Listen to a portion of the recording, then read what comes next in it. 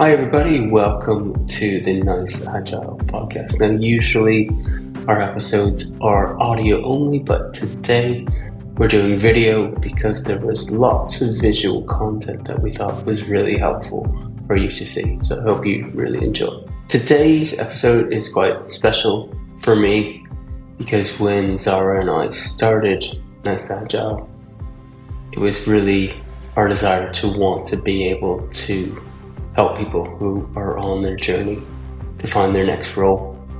And Doug was somebody who, when he joined the community, he didn't have his next role, looking for his next role. And Nice Agile was able to give him support along the way. He's got his next role. And in this episode, he's going to share some of the helpful things, really practical things that he did. Retailer in the UK. I enjoy particularly working with teams, helping them build really great products, continuously improve and help people to be the best versions of themselves. And that's kind of the role that I've got at the moment. Kevin already mentioned like how we met. And when he asked me to talk in the today, I thought, I'm not really sure what I can talk about or what I've got, which is useful. And then he suggested that I talk a bit about how we met and how I went about finding a role and was ultimately successful in some of the steps that I took and some of the tools that I used and all that kind of stuff. So that's what I'm going to share with you today, kind of my process for job hunting and applying for roles. A little bit of a disclaimer. So everybody's experience of job hunting is different, and everybody has lots of different opinions on thoughts about the right way to go about it. I'm not sure there is a right way, really, but these are things that I found useful. It's a process that I found useful. Your mileage may vary slightly if you decide to use it. And again, they're only my thoughts, not facts. There are millions of different opinions about some of the stuff that I'm going to talk about, but these are the things that I found useful. And if you find them useful, then excellent.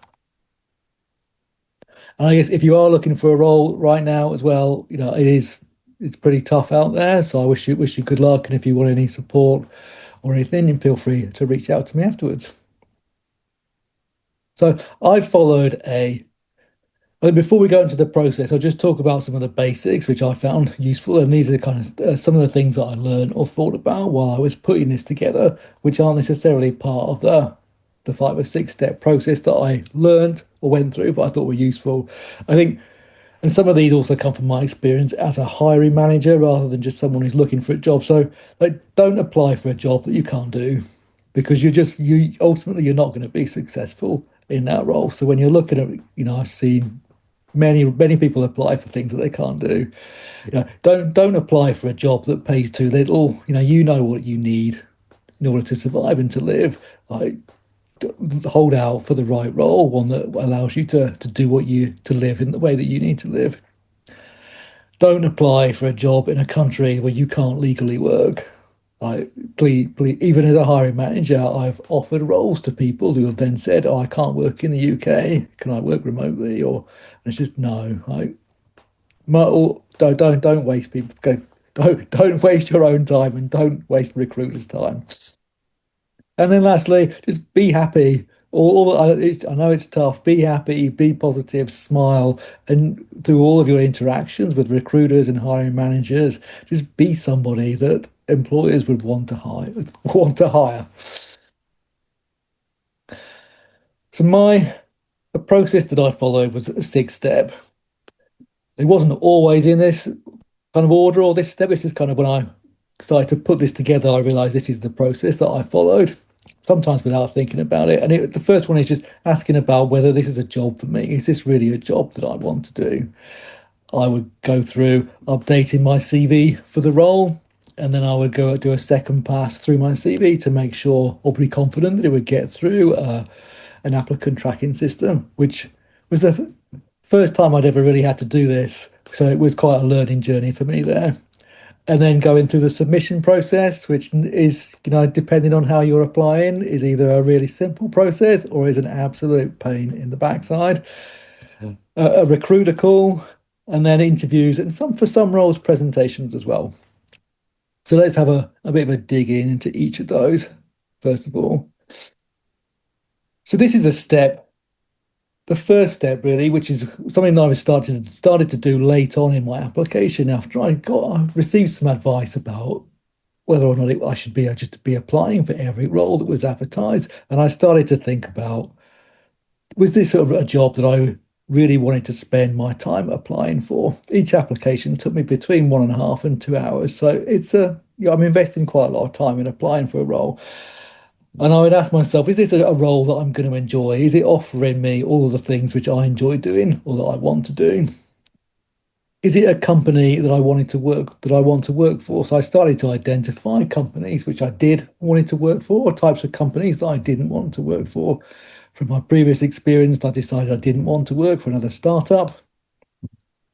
So I started to discount those roles and I started to think about and take into consideration what do I think my work-life balance is going to be if I work here? For example, I did some interviews at a an American bank where I would have been working with a lot of people in the US and working kind of late hours in the evening. Although I was disappointed not to have got the role in the end, I think on reflection, it probably wouldn't have been a role where I would have been happy anyway, because I quite like my evenings, spending them with my wife and my children. I don't want to be working, even if it means that I'm free at some time during the day.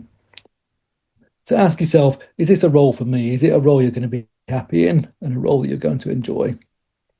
And assuming it is, then we move on to the first step, which is updating your CV for the role.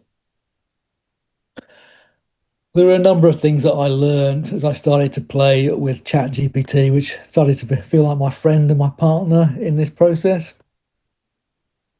The first thing I learned, which took me about a month to 6 weeks, is when you're asking ChatGPT for help with an application, give it the entire job ad, all of the text. So if you're applying, and particularly if you're applying through LinkedIn, copy and paste all of the text. Don't give it a link to the site to LinkedIn.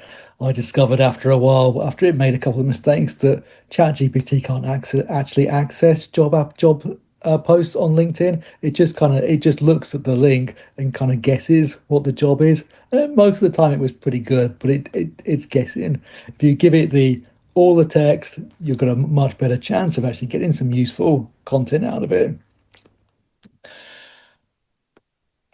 Towards the end of my job search, I got quite a good process going where I would start by asking it, what are the key criteria a recruiter is looking for? And I would ask it to give me a table and a nice format so that I could understand what it was that the recruiter was looking for. And I would tally that up against my own observations of what I thought the recruiter was looking for.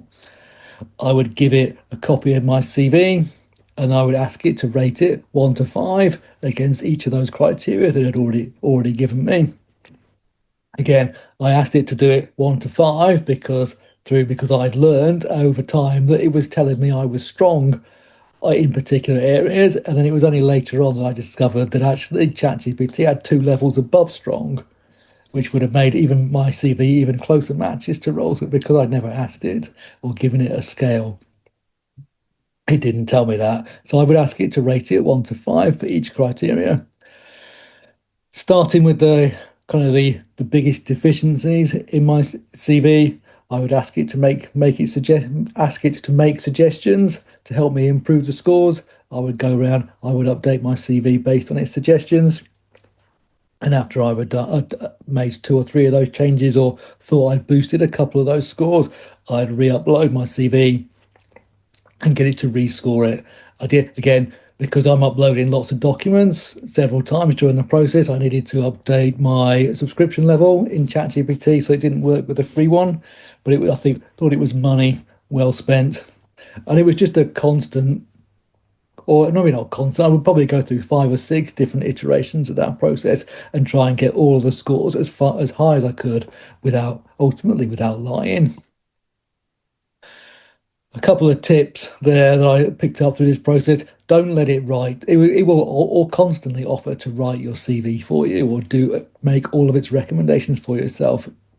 I wouldn't recommend, don't do that. Do it yourself. Make the changes yourself and add them.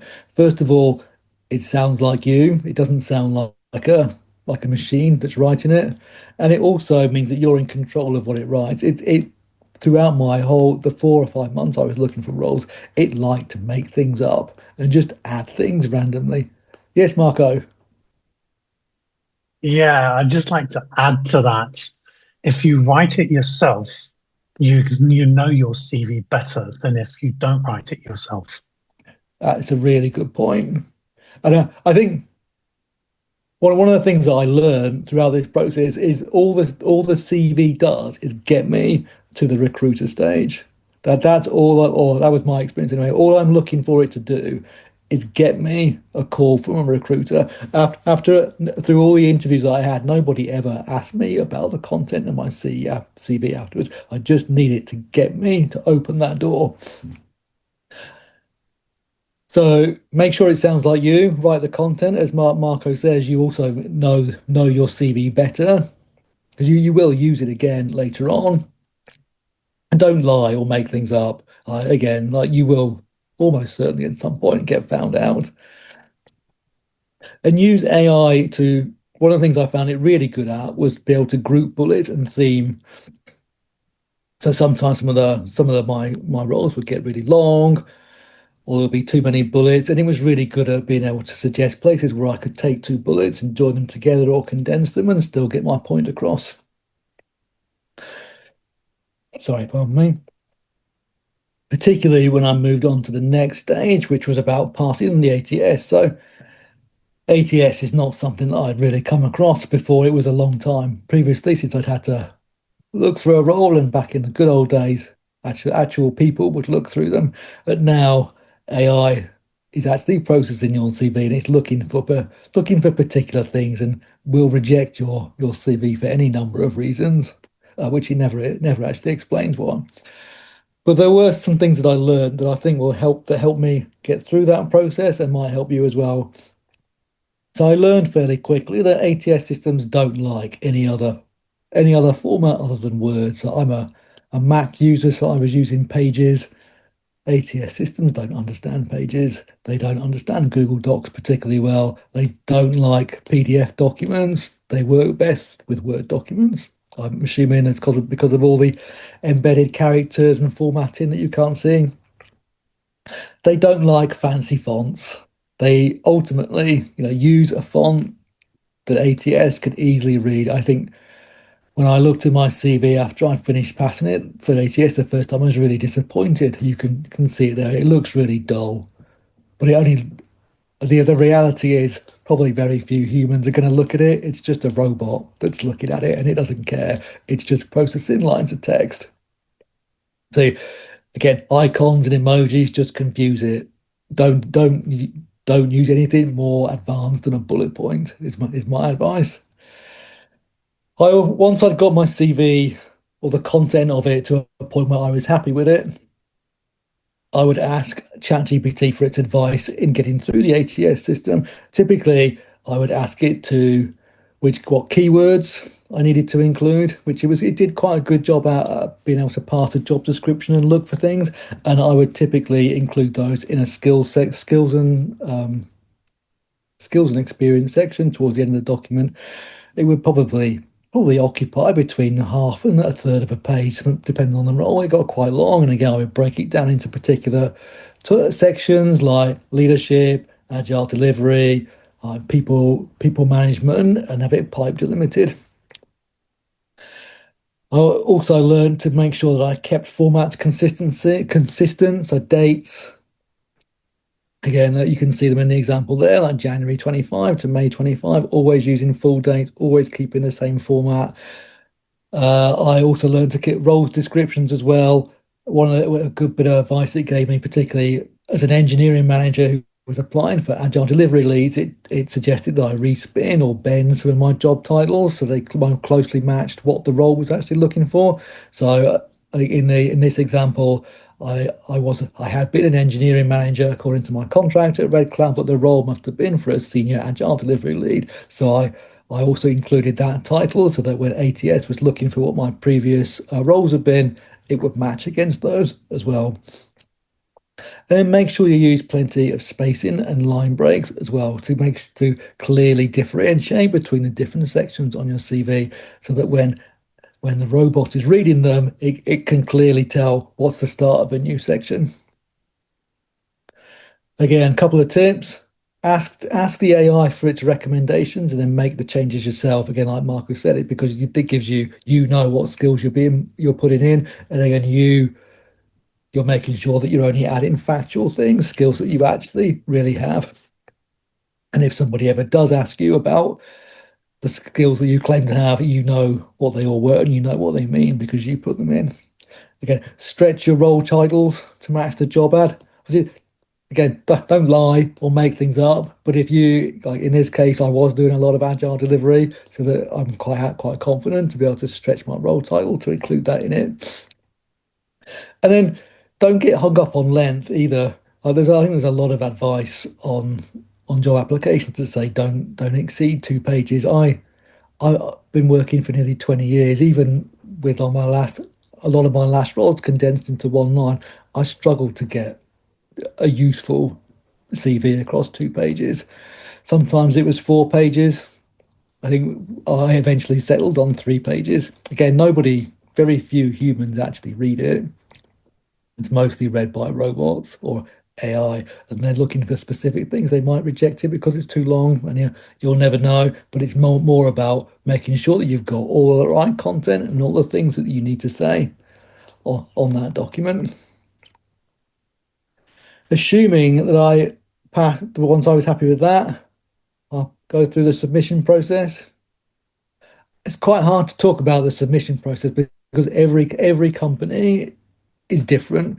Some will ask you to answer particular questions, which always feels like really difficult and really sometimes quite often struggle to find an answer.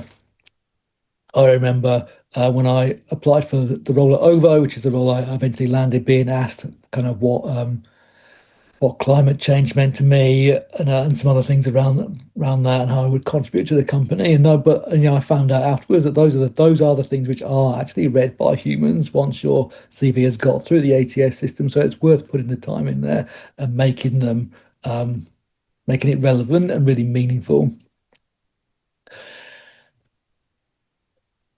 I found it useful for a lot of those kind of free form types of questions to write the answer myself and then ask ChatGPT for its assistance with help with tidying it up or reducing the length. Quite often they're like 500 or 2,000 characters. So it was really good at helping me chop things apart. For roles where I struggle to I guess honestly, some of the roles which I probably shouldn't have applied for because they weren't really roles that I was particularly interested in landing, where when I was struggling to think about why I wanted to work for a particular company, it was quite good at giving me prompts and suggestions for how I could start to answer those kinds of questions. But again, don't let it write it for you. Let it ask it for suggestions, write it yourself, and then reword it so it's in your voice. And you can also ask the AI what it thinks the recruiter is looking for at this step. So again, when I applied for the role at OVO, they were particularly looking for people who had thoughts on climate change and how the energy industry affected that. So again, make sure it's not just a lot of AI generated stuff, but think about what kind of stuff do you think the recruiter wants to see in there. Assuming that your submission is successful, you will move on to a recruiter call, which is your first, in my experience, was the first point where you actually got to talk to a real human. When I was going through the process, I did see some posts on LinkedIn about people being interviewed by AI as well.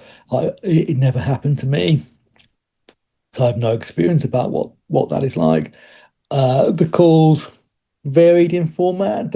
Some were just a phone call from a recruiter. Some were a video call where we would talk a bit about the role. There were kind of 5 things that I found useful there. I think the point of this recruiter call for me is to sell myself and convince them that I'm somebody that they want to invest their time in bringing me into the organization and putting me through the rest of the recruitment process. So I found it useful to be ready to explain why you want this job. And if you went through the submission process and had to explain why you wanted the job, you can reuse some of that. So it was useful there.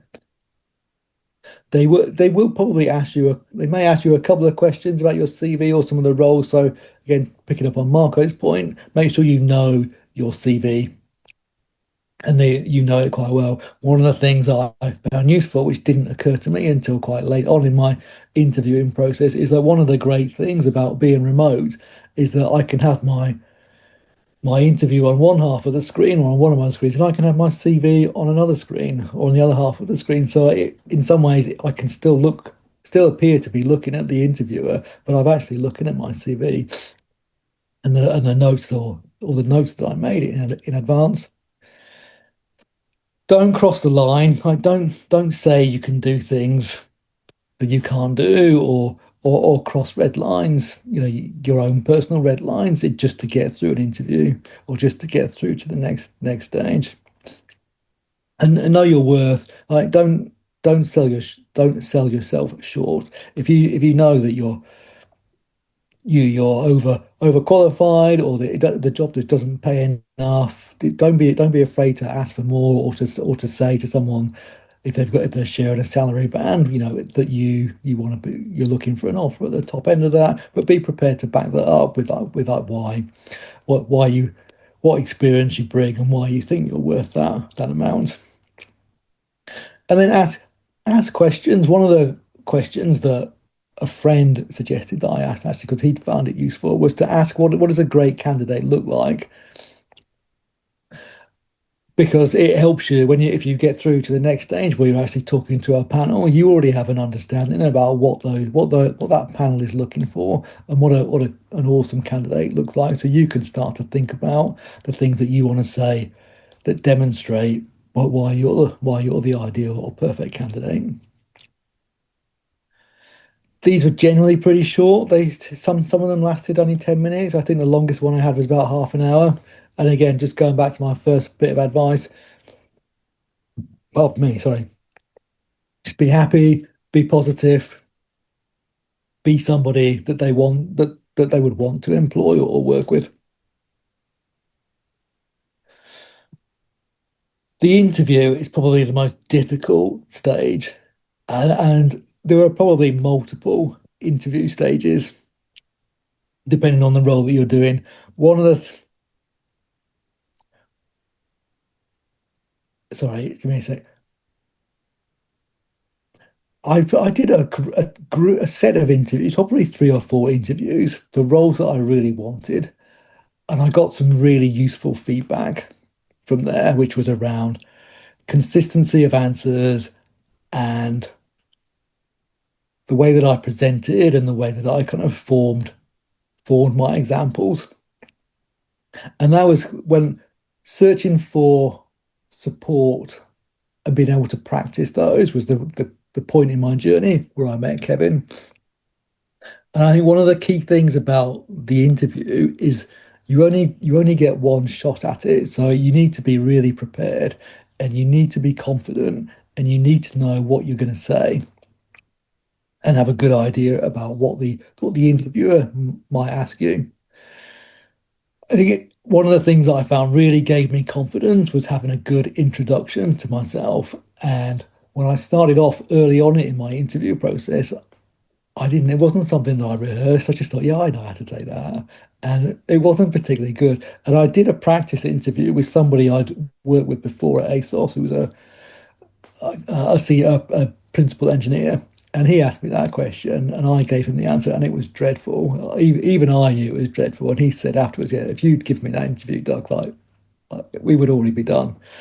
And after that, I went back and I wrote it out long form, like all the things that I wanted to say, and I kept it really concise. And I can put it in the chat afterwards. And it was just like, I'm a delivery and people leader with 12 years experience. I've worked at this company. I did this. I worked here. I did this.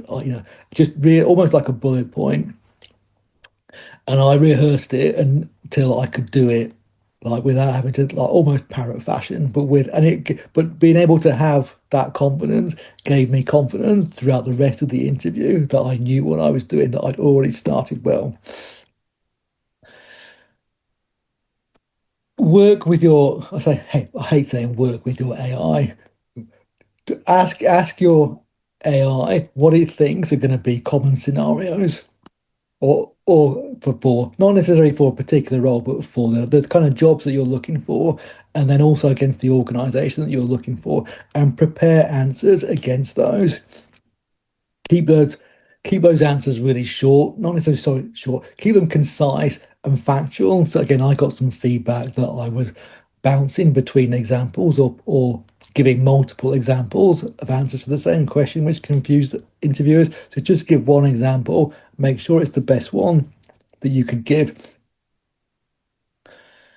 before the interview as part of your preparation. Think about, as well as thinking about what questions you might be asked, think about the things that you want to say. So, for example, in my case, I wanted to make sure the interviewer understood my delivery experience and how what I'd done and how I'd gone about doing it, how I instilled psychological safety with teams, how I managed people and how I inspired them. And think about ways that you scenarios that you can demonstrate all of those. And then when the interviewer asks you a question, you can look at your kind of set of answers or experience and decide which one you want to use to be able to answer that question. And you can see down the left hand side of that screenshot there, I've got a number of different things. I one around high performing teams that you can see there. I had one around a re-platforming program that I'd run, one around psychological safety, conflict, measuring value. So I knew which ones of those I thought were the strongest ones, and I would try and use those first to be able to demonstrate whatever it was that the interviewer was asking. ChatGPT was really good at helping me practice for those questions. I got it to ask me questions. If I, for example, like what do I think makes a high performing team, and I would answer it. One thing I found really useful was actually dictating into it, because then it would actually give me feedback on the way that I actually spoke. So it would pick up on things like repetition and pauses and ums and ahs that wouldn't have been present if I'd actually typed it all in. So it was really useful. And after a while, it picked up that I was struggling with the STAR method, about situation, task, action, and it suggested ways that helped me to come up with plans, which trimmed that down a little bit. So you can see here I talk about situation, actions, and results. That's like, what was the situation, what did I do, and then what was the result. And it also suggested that I also took a takeaway from that as well. So as well as talking about what I actually did in each scenario, I would also talk about what I'd learned or how I could improve that going forwards. I think during the interview, again, opinions vary. My advice is to keep your camera on. Make sure you've got helps you build a connection with your interviewer. Like I mentioned earlier, split your screen. I actually only use when I was interviewing, I only used one screen. I know some people used to, but I would split that screen left to right between the interviewer or the panel and my notes, so that I could look through them while I was talking. And then just finally, make it obvious that you read the job spec and that you want this job. Be curious about the role, ask questions, make it obvious that you've done some research around the company, and you can do that through asking questions about the company. There's plenty of information online around, on their own corporate websites about what life is like or particular pieces of work they've delivered recently. You can ask about those, ask about the culture. Just be interested in the organization as well, and not just the country company. I nearly said country, not just the company. And then hopefully I will result in an offer, or at the very least some feedback. I am thinking about my own experience. I probably did 10 or 12 kind of in full length interviews, and I was lucky enough to receive feedback for almost all of those. I think apart from two companies, I saw a lot of posts on LinkedIn about people never receiving feedback. Like, that wasn't my experience, but again, maybe maybe it was the companies I was applying for, the way that I went about it. Sometimes that feedback was useful. Other times it wasn't particularly useful. But my kind of experience of being ghosted or gaslit was very, very low. I almost always got something at the end. Otherwise, if you're applying for something at the moment, then good luck. Like, don't be afraid to reach out. I'm happy to ask questions. Lots of people in my network or outside of my network, in fact, were kind enough to offer support and do practice interviews with me. I, if anybody wants to do that or find that useful, I'm happy to do that as well. Thank you for listening to me. It was a little bit of a monologue. I put quite a bit of effort into thinking about how I could make it more interactive and couldn't really come up with anything. So Doug, it was great. Thank you so much for doing that. I could really relate to so many things that you're saying. I found it quite interesting to hear how you interacted with ChatGPT and really dug into that in ways that I have never thought of, but really makes sense. I'd Um, never used ChatGPT or AI, I think at yeah, all, until I started looking for a role. So it was a real eye opener for me. And I really struggled with it. And quite often, like for example, like when it told me that it couldn't read LinkedIn links, I'd already been applying for roles 6 weeks, and it was like, why didn't you tell me that earlier? And yeah, yeah, it's just stuff like that. When I discovered that it was telling me I was a strong when it was telling me I was a strong match for a role, and then I discovered that it was actually 2 levels above strong in its ranking. That's when I switched to the kind of the 1 to 5 and got it to tell me what a recruiter was looking for in advance. So it was a real learning journey. yeah. No, I'm wondering. Obviously, you got the job, which was awesome, and the whole goal point of it. But were there any tough times? Any times where you really felt emotionally and mentally drained, and how did you come back from those moments? There were, I think, when I so a little bit of background. I was made redundant from ASOS in November 24, and then I was lucky enough to land, or I felt lucky at the time to land an engineering manager role at a company called Red Cloud. And I started there in January, so I had a month out of work, but I had the role to go into. And I quickly realized I wasn't going to be happy at Red Cloud, and I left that role because it didn't make me unhappy. So it was quite I wasn't sure at the time whether it was a brave or a foolish situation to leave, but I knew that I expected to find a role within 3 to 4 months. So I knew I was going to spend some time looking for, on the market. So I went into it with the expectation that it wasn't going to be a quick job, that it was going to take a long time.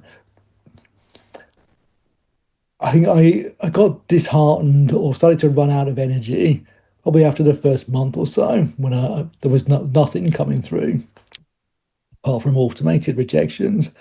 And I started to keep a log of all the jobs that I'd applied for and look at.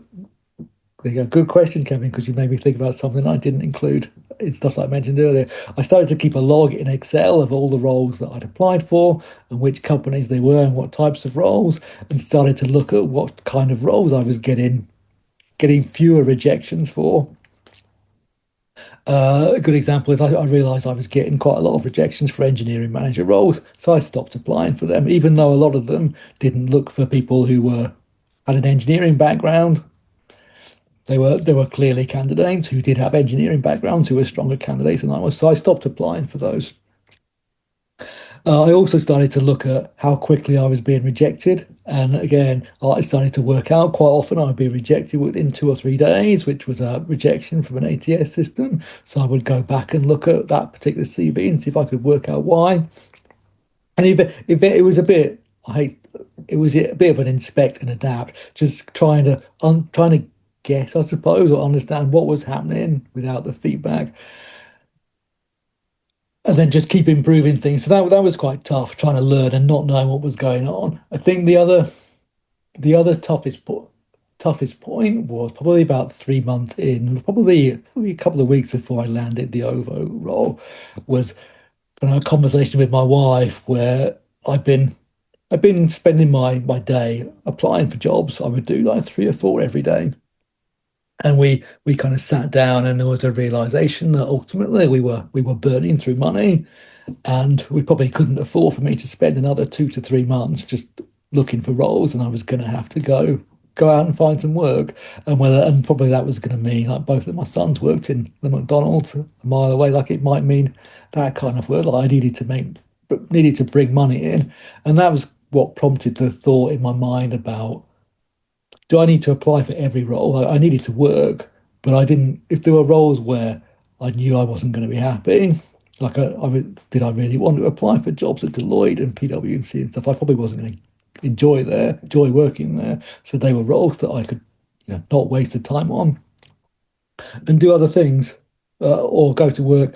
I also got myself into, I was careful to make sure I kept in a routine. So I treated it like work. I would typically do 9 till 5 every day, 5 days a week.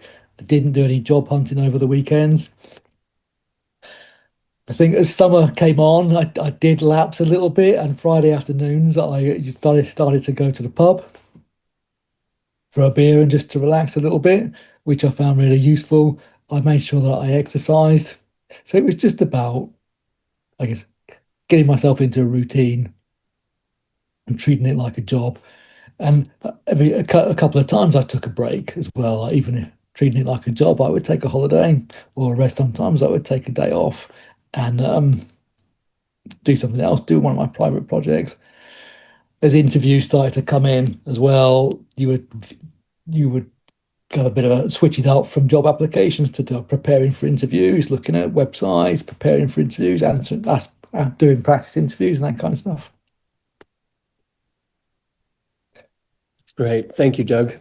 Again, I think it's really encouraging. It's encouraging to me. Hopefully it's encouraging to others. But yeah, it's exactly what I would hoped would come out of the session, to hear, what worked well for you and what didn't work well. So thank you so much. And I like how you said that you gave yourself a break, because I think that's important. And I can remember when I was applying for jobs too, like sometimes you do just need to give yourself a few days break. And I think most of the jobs that, show up on LinkedIn, they are usually there for at least 2 weeks to a month. So giving yourself two days off is, usually in my opinion, just fine. So And I think, like you said, they're quite often they're there for 2 weeks. I had a couple of roles where I think the role stayed open for a month and I didn't hear anything back for ages, but then I would get something back. So if you've not heard back, generally my advice is if you've not had a rejection, it's more likely to be a good sign than a bad sign, because if you're likely to get rejected straight away, or you'll get rejected after a recruiter call. There were a handful of roles I never heard anything back from at all, but there was the minority. does anybody else have any questions for Doug? There was a question I saw in the chat.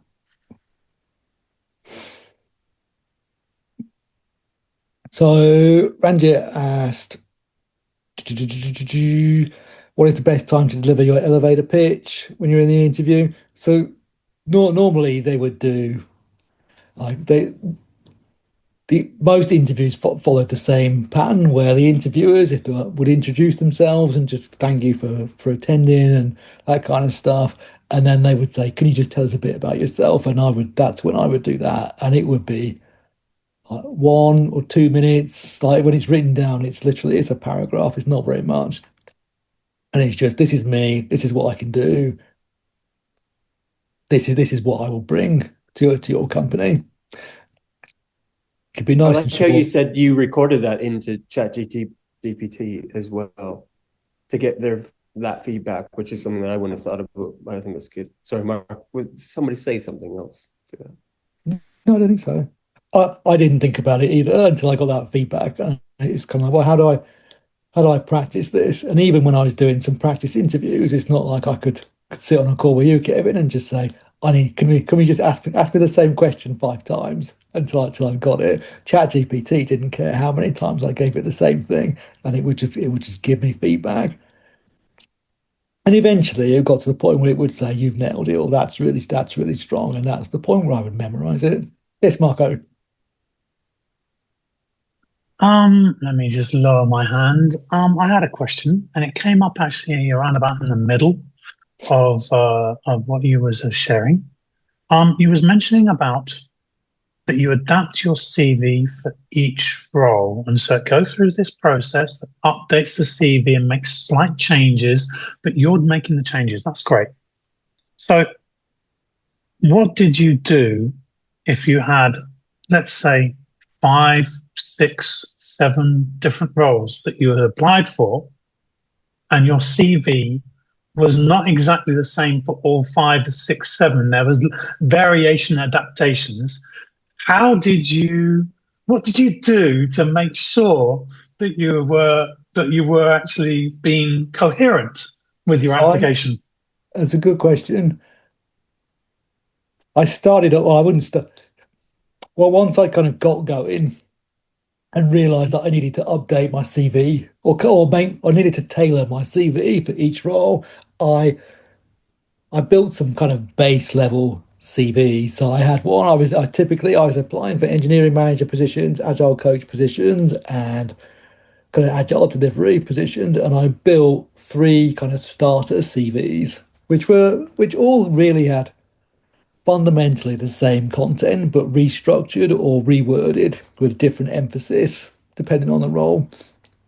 And that's the CV that I would use, that I would give to ChatGPT to do the scoring. So if I was applying for an agile coach role, I would give it the agile coach baseline, and then before I made any changes on it, I would make a new copy of that and call it like OVO OVO delivery and growth lead, and that's the document that I would then make all the changes. So if you look in that folder in OneDrive now, I've got about 60 versions of my CV, and they're all fundamentally the same, but they're all slightly different depending on what that role is looking for. And then if I was lucky enough to get an interview, I would go back to that CV and make sure I knew what the content of that was. Like that, so it was a lot of work, but I suppose it worked ultimately. And I would say I found that really useful process. Again, at the time, I remember being on LinkedIn and seeing people post, I apply for 30 jobs a day and I don't get any, I just get constant rejections. And I can remember thinking, well, that's because you're applying for 30 jobs a day. Even if you're applying, doing it 9 to 5, you're spending about, I can't remember. I did do the math. It's like spending like 8.5 minutes on each application. It's like that's why you're not getting anything. Whereas each one took me between 1.5 and 2 hours. But at the end of each one, I felt I had a really good, strong CV that really reflected the role that I was applying for. Thank you. That's really interesting. Yeah, that's good. Thank you, Marco. Thank you, Doug. Doug, do you want to just give people a chance to know where they can follow you and connect? I'm guessing LinkedIn's probably the best way. Yeah, LinkedIn is the best place unless you're interested in like pictures of my Warhammer and stuff on Instagram. You can find me on LinkedIn. I think I'm just Douglas Idle. If you look for me, you can see my face. You know what I look like. Hey everyone, thanks for listening and watching to the Nice Agile podcast. We hope you enjoyed it. Please connect with us on LinkedIn. If you see us post, please like it, comment it. It just helps spread the word. Thanks.